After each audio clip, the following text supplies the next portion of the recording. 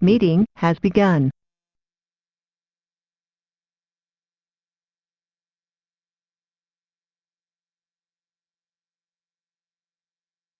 Welcome everyone. My name is Alicia Edmondson and I'm a product manager here at the Master Teacher.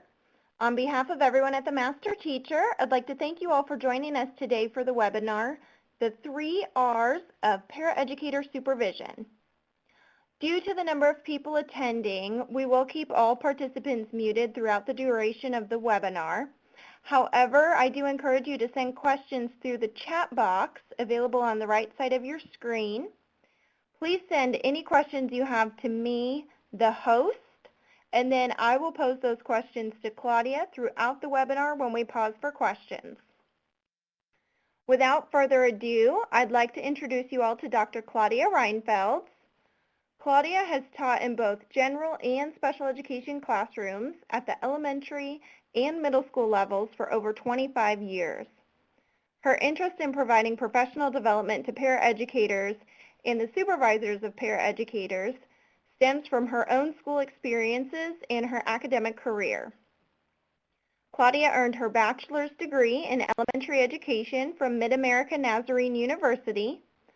After teaching for several years in general education, she pursued a master's degree in special education at the University of Kansas. She later went on to earn a PhD in special education from the University of Kansas. Her recent dissertation reviewed the policies related to paraeducators evident at the federal, state, and professional level. Claudia, thank you for joining us today to discuss this important topic. Thank you. Welcome to everyone today in our webinar on supervising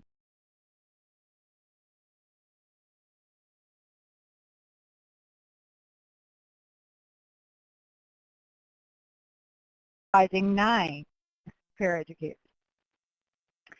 During today's presentation, I will briefly share the history of education related to paraeducators that I witnessed during my tenure. Some of the duties that we will cover today I learned through research and studies, but some of them I learned the hard way, trial and error. Hopefully after our time together today, you will have a scope of how to work better with paraeducators. With these strategies, you're going to be able to improve the academic environment for your students, the working conditions for the paraeducators, and maybe even get rid of some of the hassles that are associated with being the supervising teacher. Now, as the title says on this slide, our objectives cover 3 topics as they relate to supervising paraeducators: roles, relationships, and responsibilities. We're going to identify 3 clear duties in each area to help you be more successful. Now, some of these duties may be new to you, so if at the end of the session you do not feel that you've mastered the skills needed to supervise paraeducators, the Master Teacher has many additional tools available to support you. Being a skilled supervisor will not be as hard, though, as these objectives imply. The educational system of the United States forms the foundation of democracy. It has changed many times over the life of our country, and the purpose of each change was based on the established right of its citizens to earn an education. The demand to improve how much education was available to even more of the citizens led to mandated policies from our government. The number of changes that have occurred since 1975 have been so many and so far-reaching that it's important to take time to briefly review them. These changes led to the hiring of paraeducators, which eventually added the role of supervising them to you, the teacher, as well. In 1975, Public Law 94-142 established the rights of all students to receive instructional services, especially addressing students with disabilities. Suddenly, specialized teachers that did not exist were demanded.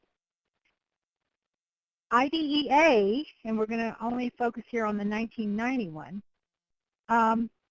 several key changes are made by then from this beginning 1975 law.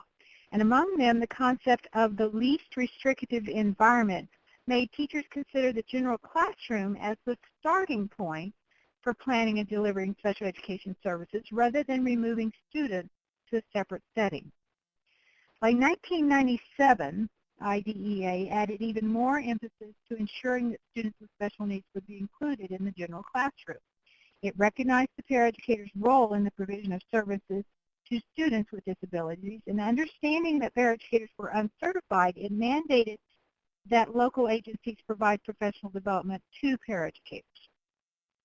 Notice that this is the first law that mentions the word paraeducators. In 2001, No Child Left Behind defined the paraeducator's role and established a higher standard of qualifications necessary to become a paraeducator. It also tried to limit the paraeducator to teacher ratio, demanding that teachers be hired rather than just hiring more and more uncertified personnel. By IDEA 2004, the role of paraeducator is defined more completely, and they even established a higher standard of qualification necessary to become a paraeducator. So all of the laws I've mentioned, such as Head Start and Title I, have all addressed teacher quality as a necessary improvement component. Each intensification could not have predicted its outcome, but with a limited number of highly qualified teachers available, local agencies have hired paraeducators,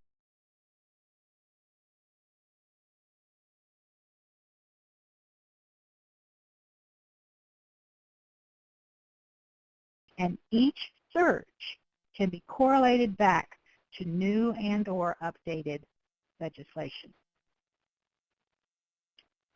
The law has not only defined what paraeducators are able to do, which is to reinforce and augment the teacher's efforts, but it also emphasizes the limitations of the paraeducator's role by stating what paraeducators cannot do. They cannot introduce new skills. They are not to design instruction. Observation of practice can witness that paraeducators are not always following this rule. Observation also witnesses that teachers are not always providing the supervision to paraeducators to ensure that this mandated definition is followed. But as our historical review exposed, paraeducators were hired because there was not enough teachers. Add to that, the teachers were working with paraeducators for several years before definitions were even beginning to be put into place. The research illustrates that teachers are not still ready for this responsibility. Neither teacher preparation programs or post-employment professional development has prepared teachers to supervise. And due to this lack of preparation, teachers kind of prefer a peer relationship with their paraeducators. It's assumed by most teachers that someone surely is more qualified than me and is providing the supervision. So therefore, we know that really 75% of those assigned supervision rarely even see their paraeducator.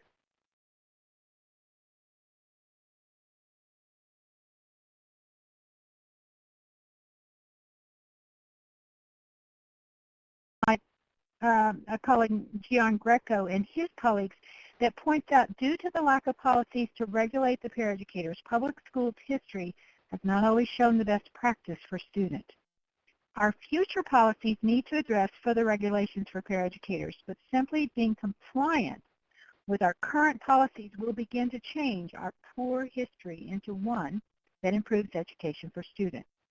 Both certified and uncertified personnel with well-defined roles can build a collaborative relationship, each fulfilling their respective responsibilities to ensure student success. Now, just because we've defined the role of the paraeducator and it appears a kind of a small role, really doesn't limit their job description. There are many things that paraeducators can do to augment and reinforce your instruction. They can support the academic setting. They can support instruction in a variety of settings. They can reinforce the learning of students individually or even in small groups. They assist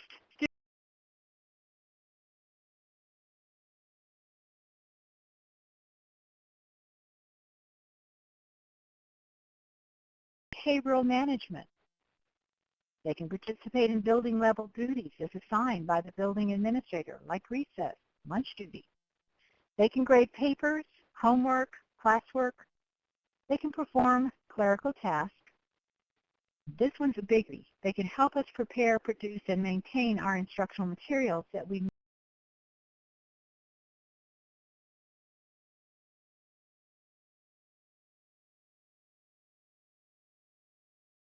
When it comes to roles, we do need to define the paraeducator's role, but we also need to define our role as teachers, that we are indeed the supervisor. Now, in a collaborative setting, each person has a role within a team. It is only when each person clearly understands what his or her role is that the entire job can be completed. In academic teams formed to support the students, the role of the administrator, the classroom teacher, the supportive personnel such as the speech and language pathologist, they're all clearly defined. So defining the role of the paraeducator needs to be done. It is a team decision. It is not something that you have to do all by yourself. So if we look at this this slide, we have 3 duties, and once we complete these 3 duties, we have automatically defined the role of ourselves as supervisor and the paraeducators as the support person.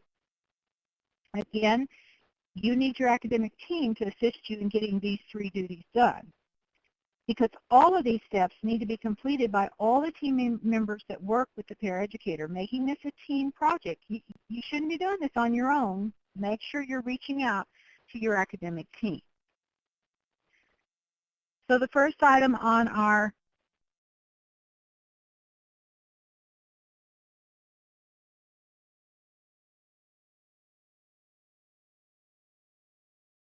evaluate, what do we need?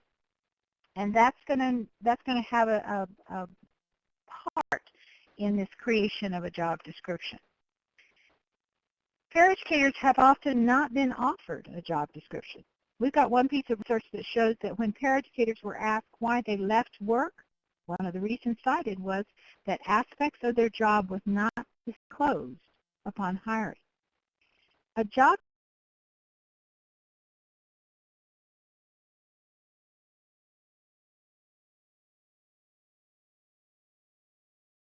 viewing and the hiring process. So, step 1 of defining the paraeducator's role is this written job description, but a job description contains both general and specific information. Now, the specific items that should be on a job description are the title, the qualifications necessary to fulfill the responsibilities, the goal of the position, the terms of the employment, and evaluation procedures. Most of these may vary from state to state. You need to know what your state prefers to title the paraeducators. You notice I'm using the same word paraeducators over and over, but many states have different titles. You need to know what qualifications your state has decided that the para must have in order to be considered certified and highly qualified as a paraeducator or applicable to work at all. You need to know what the terms of employment are. What are they being made? You know, how much money are they being paid, and what is the ruling about their breaks and that kind of thing. But you also need to know what's going to be the evaluation process. How are we going to measure growth?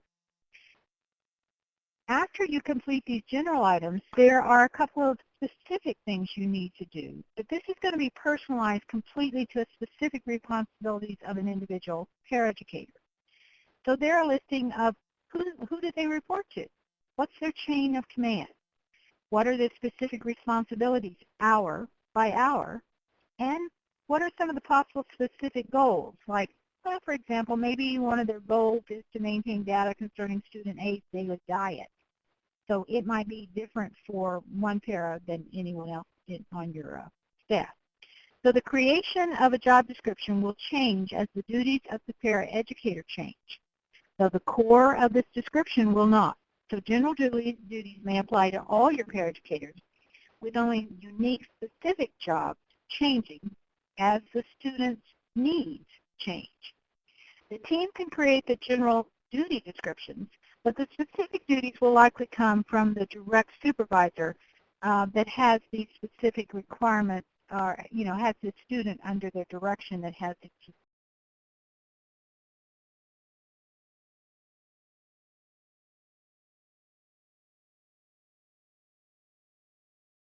we talk about that needs assessment. What is actually needing to be done, you know? And so that'll take a while. That's probably the longest task on this list. The next thing you're going to do is you're going to assess each individual paraeducator skill level. You might pull standards from CEC or from your state to decide what their skill level is. You might look at their scores on a test that they've taken. You might just interview them, find out what is their skill level, and then you're going to try to match their duties, the duties that you need done in the building for specific students with that para skill level. And from that, you're going to be able to create this personalized job description. And you're going to end it with completing a task skill analysis, where you're going to say, does this para have the skills that are necessary for each one of the tasks that's going to be on their list? And what necessary skills may not be mastered by them yet. Because this is going to help you later when you're creating a list of professional development topics to be presented at orientation or in the future. But we're going to talk about that later as we go on in the presentation. You know, this is a good time to stop a minute and talk about and learn to avoid proximity harm that occurs when paraeducators are assigned to only one student, the one-to-one model. Each of the 3 studies that I'm showing you here indicate that allowing paraeducators too close of a proximity to a student may have a negative effect upon students. Mothering at school is an undesirable role for paraeducators, as students have mothers already, and they're irreplaceable. Friend, protector, that might be acceptable, but primary teacher? How could anyone replace a highly qualified teacher? Our federal mandates clearly state that highly qualified teaching is the single most important component of education for our students. Now, in this cartoon, which by the way is by Giangreco, one sees a classroom where the one paraeducator to one student arrangement is occurring. Of course, Fred doesn't feel like he is a part of the class. I challenge you to walk from class to class in your own building to see how many of this type of arrangement exist in your school. If you are going to include all students, then that inclusion will be evident even by the arrangement of desks and chairs. If you've written a job description that entails that all of the students that are going to be in need of support in this classroom, rather than take care of Fred, perhaps that alone will influence where the paraeducator works and where the students are. Paraeducators that do not know their own role will naturally resort to what they do know. This is often the role of a mother, a grandmother, an aunt, or a babysitter. Their love and care for the students is a good thing, but understanding how this supportive role looks at school is imperative to avoid proximity harm to our students. Teachers who do not understand their role as the leader and supervisor of the paraeducator's actions will allow paraeducators to mother because they recognize the love and care for what it is. Love and care will naturally be accepted, but further evaluation will show that how that love and care is expressed at school can interfere with students' progress. This negative perspective is usually the result of one student to one paraeducator assignment. Not only does the research show us that this proximity harm is harmful to students, but what horrors it creates for a supervisor when a one-on-one paraeducator is ill or absent for some reason. If we build teams who share the responsibility of several students, a collaborative team with all the paraeducators hired for the specific building, we can avoid having a panic when some particular paraeducator is absent because they're not taking care of just one student. They're taking care of several, and the team is going to pick up the slack. The second role-defining task that we have to do is the job orientation. So this occurs because we provide a format for teaching the paraeducator what their role is. Now, orientation is the duty of the academic team, not just your one specific teacher by themselves. So providing orientation at the beginning of the year is going to be easy, well, easier. But orientation needs to be provided any time a paraeducator is hired, regardless of the date of employment.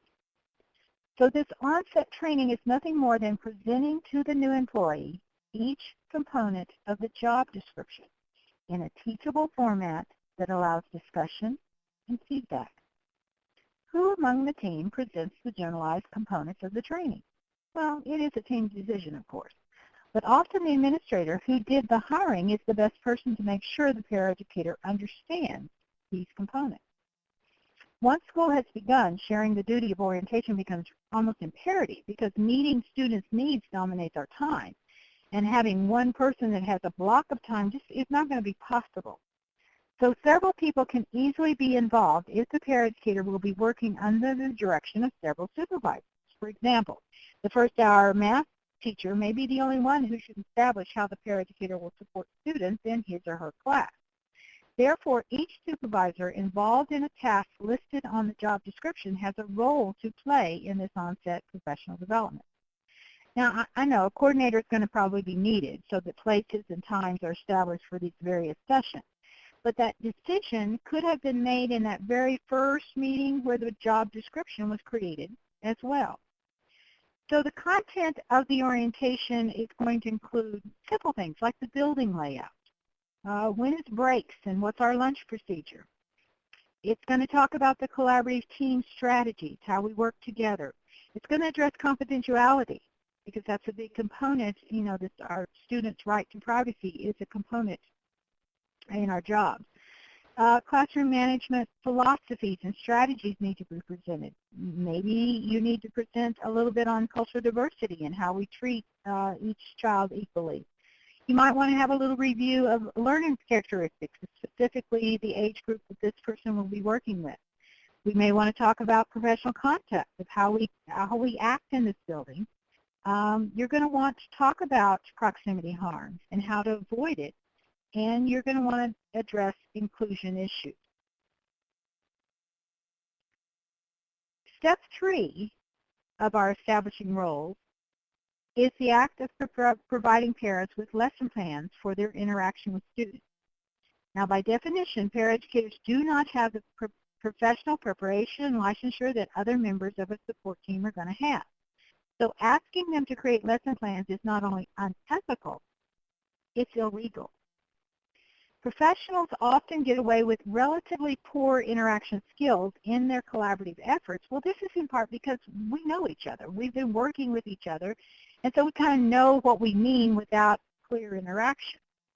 But these lesson plans must be written in a manner that can be followed easily because parents don't have that shorthand knowledge that we have.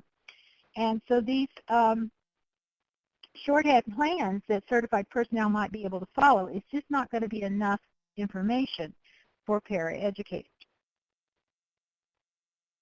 We're going to end this with what all a lesson plan has, but I wanted to take a minute here to give you some examples of some lesson plans because I'm aware, I've spent the 12 hours at school. I'm aware that we can kill ourselves doing lesson plans, and so you need to come up with some cut and paste shortcuts of how you can do it. This first format idea that I'm giving you is where you encourage the student to self-direct. So the lesson plan is not actually given to the para, it is given to the student. It is the student's job to know what the tasks are that they're going to complete.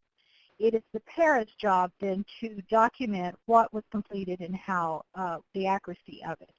And so this is one, it's almost like a picture schedule, and I have done picture schedules for children that couldn't do these words. So that's one way you might consider doing a lesson plan. This second lesson plan idea is again another format in that the top section will never be changed as long as we're doing this IEP goal. Now, don't be worried about showing the IEP goal to the students. They have the right to see it, nor to show this IEP goal to the para. Anyone that works with the student has the right to know the IEP goal. But like in this example, all the para is doing with this kid is listening to them read a book orally and then writing down the accuracy of the word call. But because it's got the objective up front, then it's going to raise their height of interest and significance, because they're going to know, okay, this has got to be reported on the IEP, and they're going to take the time to do what they need to do to document it for you. And this is one of those things, once you type the top, you never have to type it again until the IEP goal changes. This last one, and it's real wordy. Don't worry about that, because I'm just showing you an example of one I actually did. We have some things in our educational system that I call routine procedural lessons, especially with our earlier children. But for instance, vocabulary. The method you use to address vocabulary with students pretty much is the same method every week, but the words change each week. So in those cases, when you've got procedural lessons, what I would do is I would create a lesson plan of how one does this procedural lesson, and I would laminate it in the front of the book. And that way, anyone who picked up that book could quickly read, here's how you do these lessons. And it didn't matter what day it was, because it was the same procedure day in and day out. Once I got that done, I never had to do them again. So that's just something to consider, some shortcuts as you're doing your own lesson plans for the paras. Of course, even though I had that procedure in the book, I would have then some sort of data keeping device that was kept in private for the para.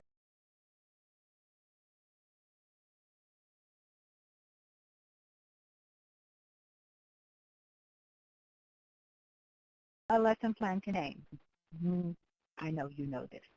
The purpose of the task, the student's goals, their short-term objectives, specific needs and strengths of the students, what materials need to be used for this task, resources, the sequence of actions or cues or prompts that this student responds to might need to be added to your lesson plan, and some sort of course, data structure to let the para put down the performance measurement. Okay, so let's do a quick role summary. So we're going to create a job description. We're going to provide job orientation that just basically teaches the para how to do that job description. And you're going to provide some lesson plans that limit the activities, and by doing this, you're going to limit the activities of a paraeducator to reinforcing and augmenting only your efforts as the teacher. So both the role of the supervisor and the paraeducator are now clearly defined. Well, let's stop for a quick moment and see if there are any questions. Alicia? Hi, Claudia. Thank you. We did have 2 questions that came in. So the first question was, what is the difference in writing the lesson plan versus gathering the support materials that they need for the lesson plan? Oh, yeah, that's a good question, because we really can't do without them helping us with that. I guess the best way to answer it would be to give an example. I had a student that was limited with language, but was learning how to read and was learning his vocabulary words right along with his peers. I learned that the typical method, the way that worked best for teaching this fellow his words, was to use pictures, to cue them up with pictures. I came up with what needed to be done, and I taught the para how to do that procedure with him to teach him the vocabulary each week. But in that case, I didn't have the time to go get all those pictures. So I actually established within her schedule a 30-minute planning period where she was pulling and finding the pictures. I would still approve of them and say, yeah, that's a good one to illustrate. I was still in charge, but I couldn't have done without that para looking up those pictures every week. So there's definitely situations where they're going to be kind of doing for me and for the teacher things that we just don't have time to do ourselves, but we're still in charge of what's done and how it's done. Thanks, Claudia. We had one other question. that was just about providing orientation. So if they're hiring a paraeducator in the middle of the year, what's the best way to find time to do that orientation? Yeah, and that's why we go back to it's not all our responsibility. It is a group thing. And so like I said earlier, your principal can help you, your school nurse can help you. I've even had the janitor help me because who else knows the building better than the janitor? And so you just kind of start calling people and say, okay, I've got a new employee. Can you do this with that one and this with that one until you get everything covered? But you're really, the important thing to remember is it's not your duty all by yourself, that this orientation, you're orientating them to a collaborative setting. So you need to be collaboratively presenting all the options they have for support now that they're in that employment. And we did have one other question come in, Claudia. Oh, and we just got another one. So the first one that came in was for special education at their school, they are told that the paras have to spend 100% of their time with the student face-to-face. And there are plenty of places that have that policy. And I'm okay with it. It just means that you get to teach less. But that doesn't take away your role to be in charge of the teaching, to be in charge of how it's done, to be in charge of the lesson plans. And it still doesn't mean that they have to be one-on-one. You can go back to that team principle where you've got two paras with a team of 5 students, and they're alternating. One is doing 8 to 9, one, and then someone else comes in and does 9 to 11. And so that team thing is a good thing. But yeah, there are plenty of places where the paras are not allowed to help us, like I said, find the pictures for the vocabulary. Respect the parameters. As you work with your administrator and they see how you're going to become a pretty good supervisor, I think you can get that to soften a little bit. That'll take time. What's the next question? The next one is, how do you manage assigning paras to individual students to avoid the proximity harm when they're assigned for a long period of time? Yeah, well, you have to do some professional development on that, and we're going to talk about professional development in the next section.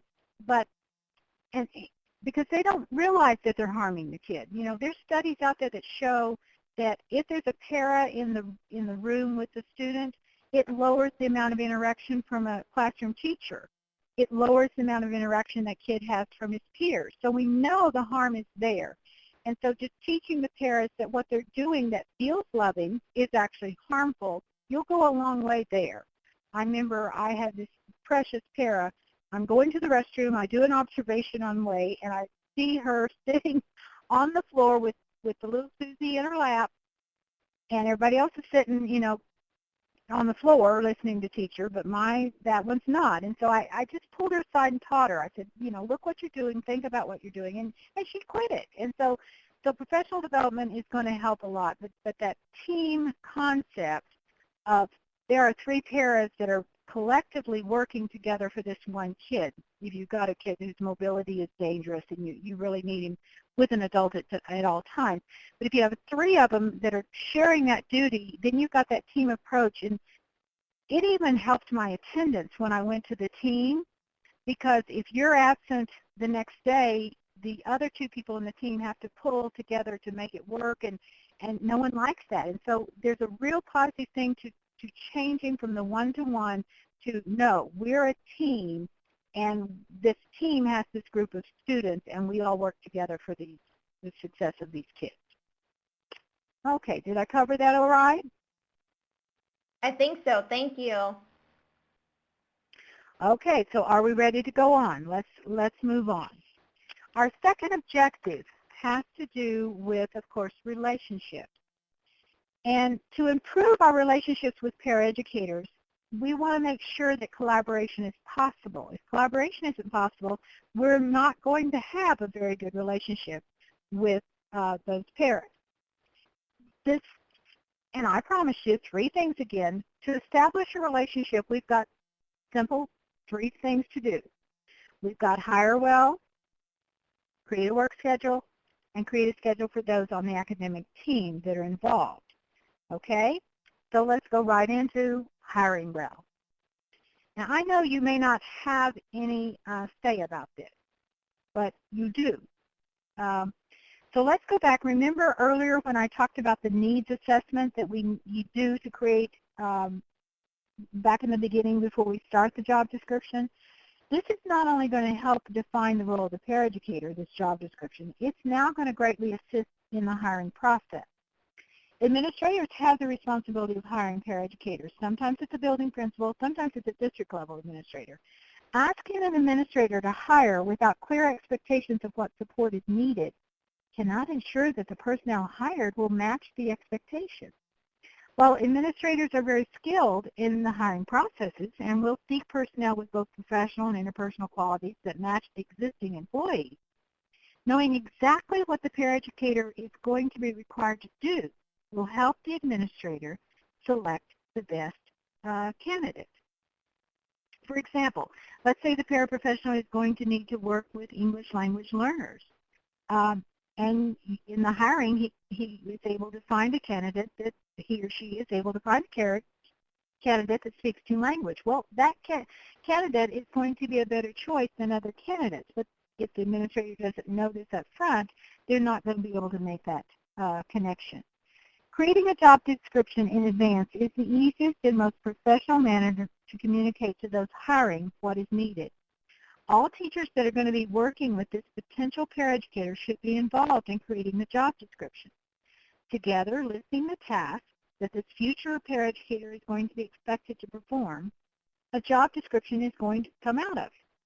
While global expectations can be included on the job description, such as support students A, B, and C, specific expectations are really best. For example, support student A and B during first hour math. Assist with the transportation of student A to second hour English and prompt student B to get gym clothes en route to class. Support student C in second hour math class, and so on. Now, this is going to take you a little more time and the team, but it will be well fit, as it communicates well to the administrator the exact needs, it previews to the new employee what the expectations of the job are going to be, and it establishes the role of this paraeducator to all who are going to be involved in the supervision. In addition to specific requirements, there's going to be some important prerequisite skills to seek from a new paraprofessional. One is, do they have effective oral and written communication skills? These are real important in a collaborative culture. Are they flexible? Since job descriptions are going to be changed based on the needs of students, flexibility kind of comes in handy. And are they willing to follow your direction? Because you will and always are the teacher in charge. Once we have hired well, we need to create for that para a work schedule. Now, those of you that have a group of paras right now, you may not want to do this schedule yet. This may be how you're going to start next year, but it's a good time to start thinking about it. Spring's always a good time to think about what you're going to change for next year. Now, that needs assessment was created collaboratively. It resulted in a job description. So creating a schedule for the paraeducator is the simple process of stating where and when the responsibilities listed on the description are going to occur. Included on this schedule is collaborative time that they're going to have with the academic team and the supervisors. This will be easier to understand when we get to our next slide. To create the paraeducator schedule, the supervisor needs to be comfortable delegating tasks to others. The advantages of delegation is that it makes the most of your time. It minimizes physical limitations. You cannot be in two places at once. It'll maximize your resources. It helps to create teams and that attitude of teamwork, but it will also empower your paraeducator. French reports that the most frequent lament from teachers is the lack of time to meet with paraeducators. Time always seems limited, but if it's scheduled in advance, it's more likely to get accomplished. Without scheduling a time to meet, collaboration cannot occur, and it will not occur. Willingness to delegate tasks to paraeducators is only good if you can find a weekly time to visit with paraeducators individually to review those tasks. Both the paraeducator and the supervisor's schedule should contain a weekly meeting time, but 15 minutes might be enough.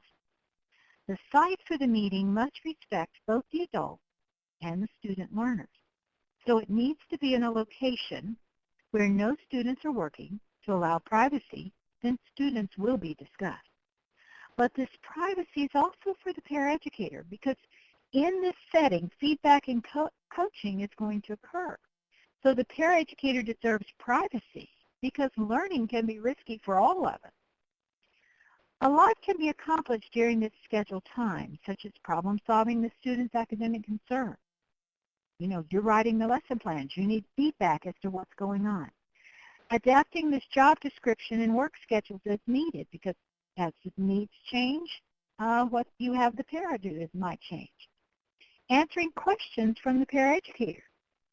Sometimes they don't want to admit what they don't know, but in a private setting, they'll admit to you what they need to understand about their job. And it's also going to be the place that you're going to offer feedback related to job performances, those observations you're doing of the para. Remember to take notes. These are going to be real helpful later, and we're going to talk about this later. But they're going to also help you and the para stay on topic. This weekly time is not sufficient for storytelling and personal anecdotes. You're going to stay focused on student success and the paraeducator growth. Now, the establishment of both supervisor and the paraeducator role is a mandated duty. Therefore, it was our first objective. To form a relationship with the paraeducators that ensures collaboration, that infrastructure has to be built. That's what we just covered in the second objective, and that was how to create a schedule that not only tells the para what they're going to do when, but gives you time to meet with them one-on-one. Once the structure that maintains routine communication is in place, the responsibilities associated with supervision are now possible. Unfortunately, you really can't do the third objective until you've kind of mastered the first and the second.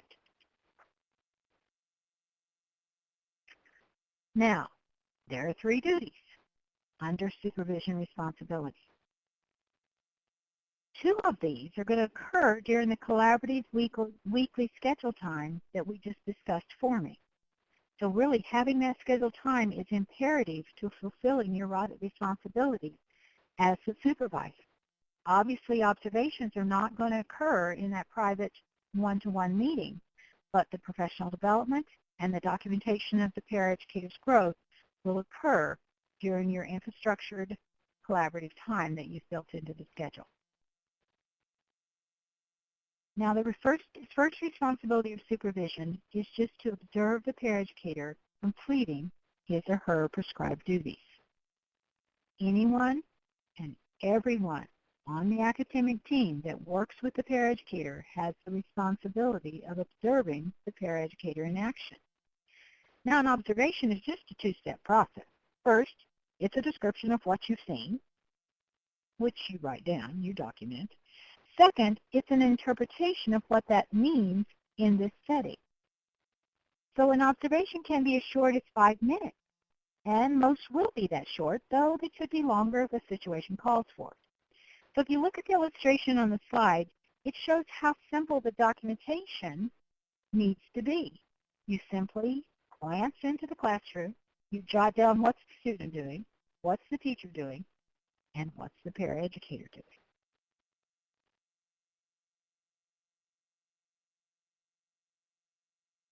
Remember to provide the paraeducator feedback following the observation. Again, that simply means you describe what you saw and tell what it meant.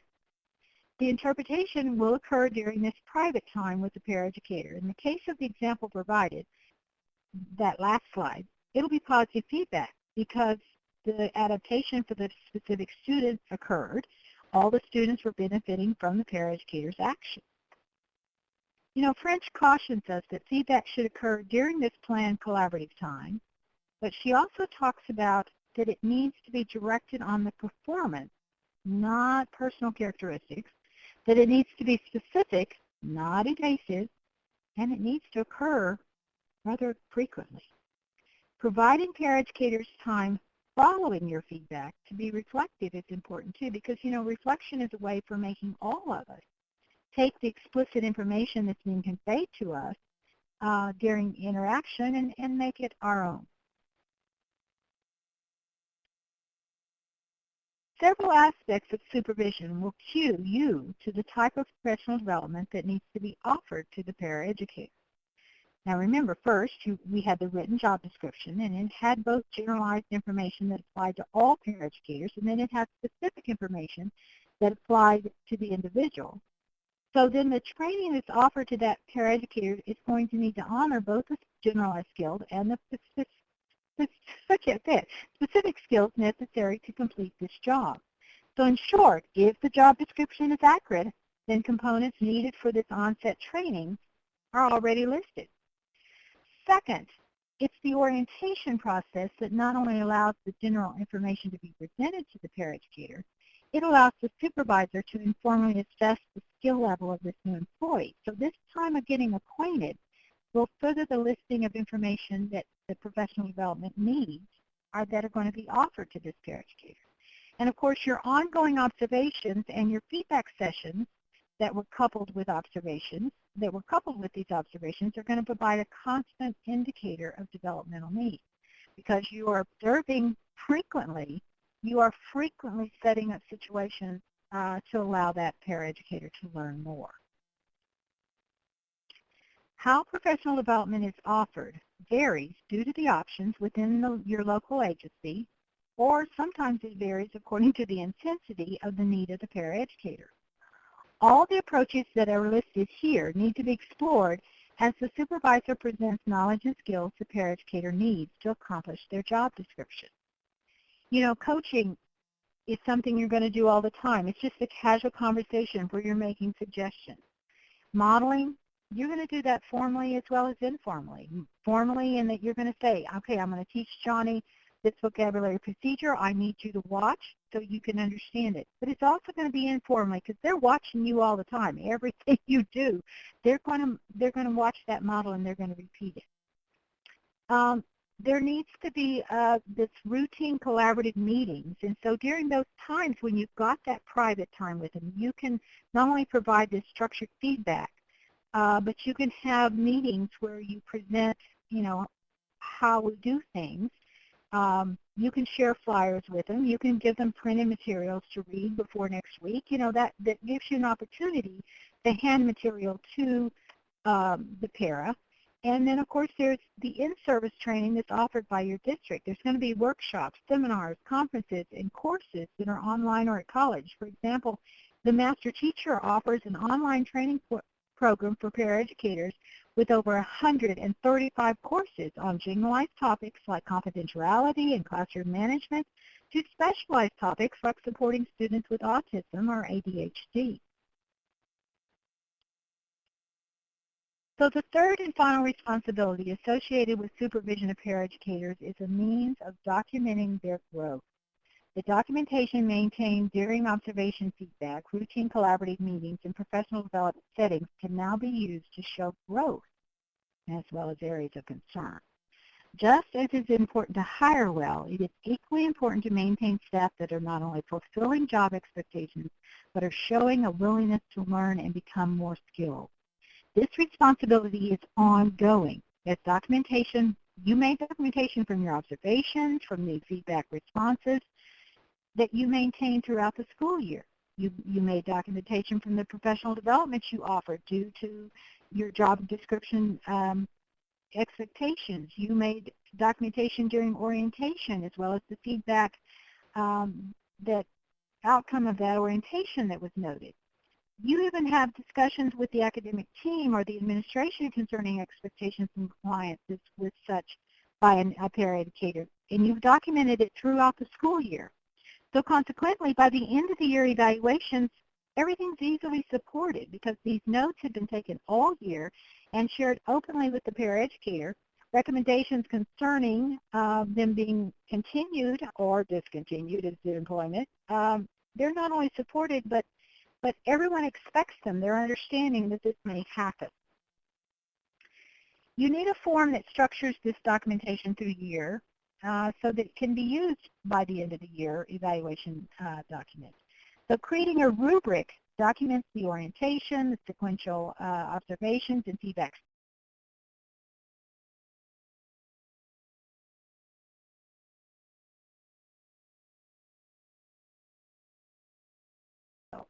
So I've shown you an example of a rubric here at the sort of the top where you've got the skill expectation that can be listed, and then you're going to check mark, are they independent, are they developing, are they emerging, have they been unsuccessful with that skill, have they just been unwilling to do it.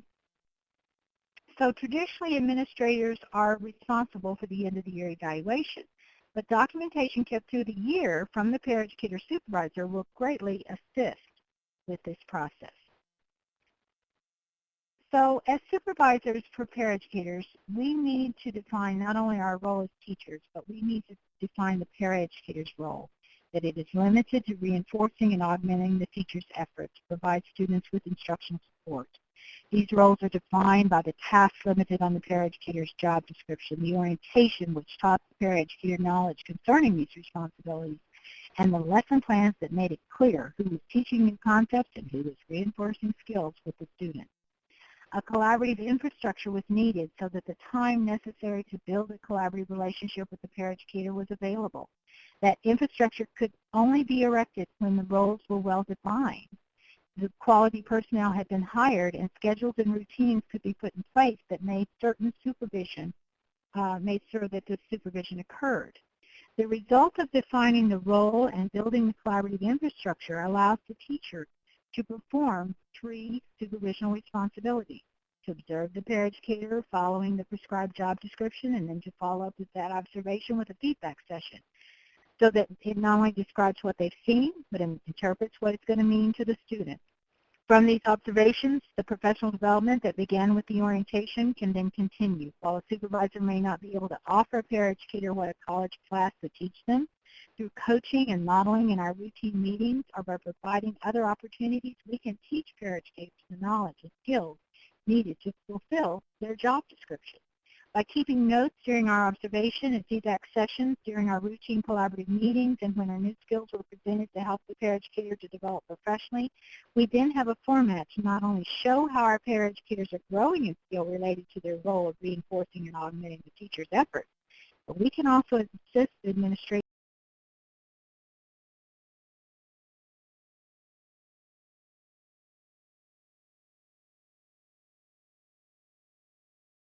to continue in employment. But it's our students that are going to benefit. A productive, collaborative relationship where quality teachers are teaching our students and paraeducators are reinforcing what is being taught will make a difference in the education offered. Additionally, it will improve your work life if you have a staff that clearly knows what they are doing and why. The master teacher is going to continue to offer you tools to master the skill of supervision. And though I'd like to spend every moment of every day with my delightful granddaughter, I will always take the time to answer your questions as well.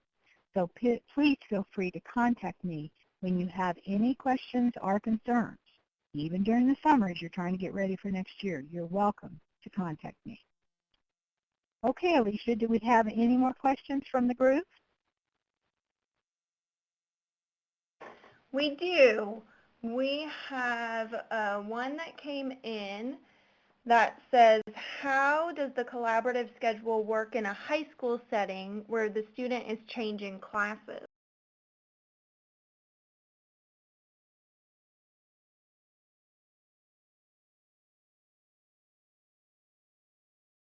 So I had to make sure that all my bases were covered. But during that planning period, say one day a week, I was meeting 15 minutes at a time with the para. My classroom teacher would know I was going to pull that para during that time. I did have also a para that didn't like that, but she was willing to stay after school, so that worked. Um, and it was a little more difficult at that time to create this team. They didn't like it. They didn't like it at first. But once they got to doing it and realized that they were sharing the kids and it worked really well. So it's a little more challenging at the junior high level, but it can be done. It can be done. Okay, another question was, what if the supervisor is the case manager and not the teacher? Well, that's not what the law says. The law says that the parent educator that's in a classroom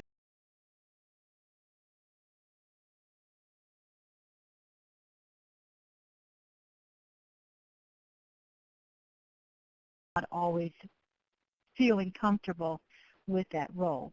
As the case manager, you will need to, it'll take time to get that classroom teacher to realize that you're working collaboratively, that you may be the overall person in charge of the supervision and that you might be the one doing the meeting every week, and you might be the one that's going to do the end of the year, and you might be the one deciding what the professional development would be, but you're going to work collaboratively with that classroom teacher.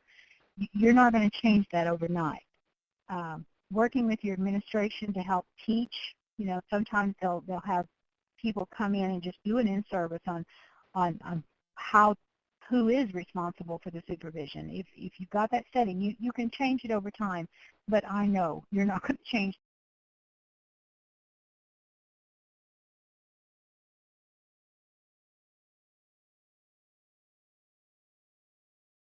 the duration that they're in there. Okay? All right. Did that okay? Yep, we have another one.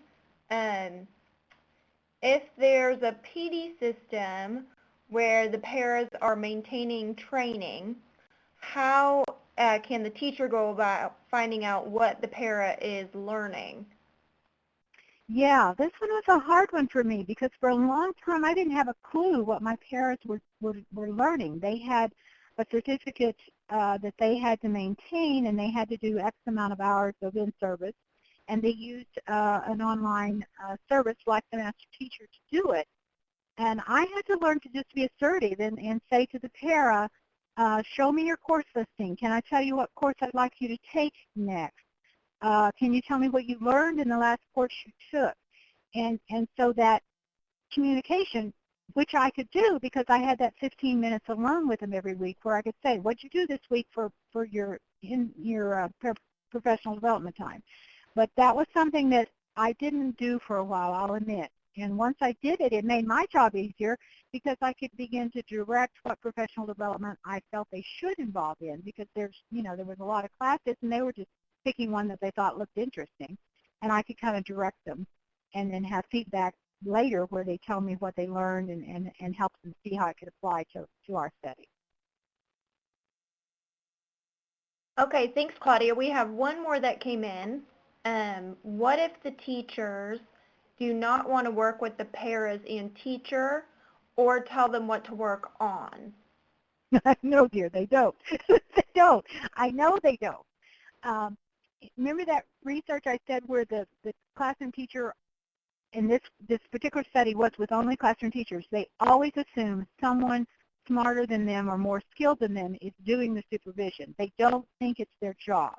Part of this is because they don't feel comfortable with the students that they're working with, and so they actually assume that the para is more skilled than they are, which you and I both know they aren't. The paras are coming in with limited skills. They're uncertified. The teacher has more skills.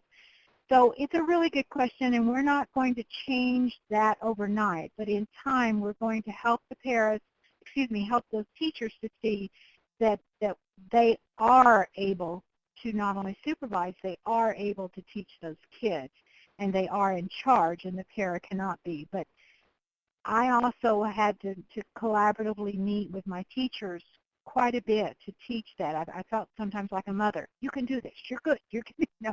But that dialogue is pretty necessary to help them understand that while you may be the case manager, indeed, they are the supervisor when that parent's in their room. Okay, I think that's all the questions we had, Claudia. If I get any more come through, um, we can connect you up with people through email. Yeah, So cool. thanks everyone for your time today, and thanks to all of you who asked questions. We do plan to post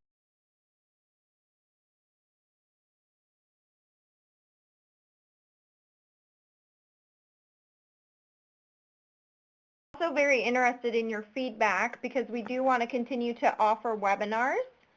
So if there are any topics that any of you are specifically interested in, please feel free to share those with me through that chat box or to email Claudia and let her know. I hope everyone has a wonderful evening. Be sure to visit our website at www.masterteacher.com. We've got a lot of different professional development offerings, and we also have a unique line of awards and gifts. So thanks again to everyone for your time today. Have a great day.